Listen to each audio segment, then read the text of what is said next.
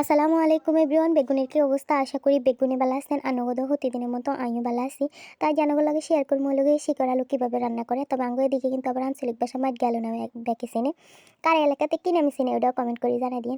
আর আনগো লাগে কথা করতে করতে কিন্তু হিন্দি ভাবি সুন্দর মতো কুড়ি দিয়ে আলু পরিষ্কার করে একটা পাতিলে নিয়ে নিছে, পর্যাপ্ত পরিমাণ পানিও দিয়ে দিছে। দিতে লাগছে স্বাদ মতো লবণ, হাফ টেবিল চামচের মতো হলুদের গুঁড়া দিয়ে সুন্দর করে ভাপ তুলে নিতে হইব আর কি। তাহলে যদি আনবো আলু আরও বেশি হয় তাহলে ওই ক্ষেত্রে মাল মিটার আরেকখানি বেশি লাগবে আর কি। যাই হোক, ভাপ তুলে নিবে পালাই তো ভাপ হয়ে গেছে, মানে আলু সিদ্ধ হয়ে গেছে, তখন একটা চাকনির মধ্যে ঢালে নিচ্ছি। কালারটা দেখছেন নি, জাস্ট জাক্কাস। যাই হোক, আবার হচ্ছে রান্না করবে পালা, তো একটা পাতিল বইয়ে দিলাম। দিতে লাগছে পর্যাপ্ত পরিমাণ রান্নার তেল।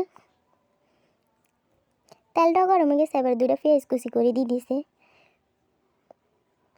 দিয়ে এবার পেঁয়াজ গিনারে সুন্দর করে বাজে নিতে হবে, মানে নরম মনে পর্যন্ত আর কি। এই তো পেঁয়াজের কাঁচা ভাবটা দূরে গেছে। এবার 1.5 টেবিল চামচের মতো রসুন বাটা দিয়ে দিছে, হাফ টেবিল চামচ হলুদ গুঁড়া,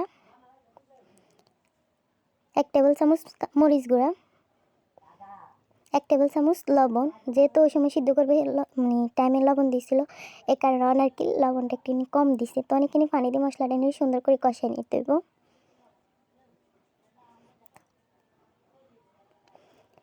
এই তো মশলা কিন্তু কষিয়েছে।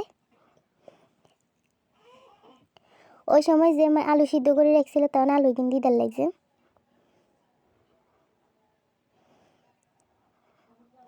এবার মশলার লগে সুন্দর করে মিশিয়ে নিতে হবে। তবে কিন্তু এই আলুটা সিদ্ধ করবে সময় মনে রাখতে হবে, মানে এটারে ভালো করে জুস করে নিতে হবে, নাহলে কিন্তু খাইতে ভালো লাগবে না, কাঁচা কাঁচা একটা ভাব থাকে যাবে আর কি। তো কথা করতে করতে সাথে আলু কিন্তু কষিয়ে এসে তারপর দিতে লাগছে জোলালে পর্যাপ্ত পরিমাণ পানি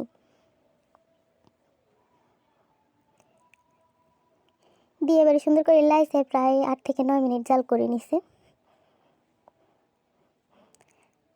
9 মিনিট হওয়ার লোকটা সানানারা। এই তো রান্না কমপ্লিট হয়ে গেছে কিছুটা। তখন দিতে লাগছে মাছের পিস, আর মাছটা অফ ক্যামেরা বাজি করে নিয়েছিল আর কি। তো মাছ দিবে আর মনে হয়েছে মা কাঁচামরিচ তো দিতে মনে আসছিল না।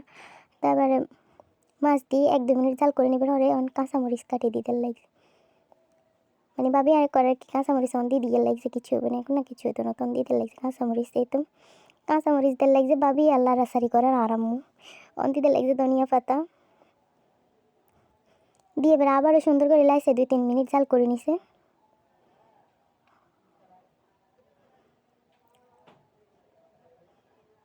2-3 মিনিট হওয়ার লোকটা সান, মাশাল্লাহ কালারটা কত সুন্দর আসছে জানেননি। আই না খাই না মানছি হয় যে মাশাল্লাহ বহুত ভাত খাইলেছি।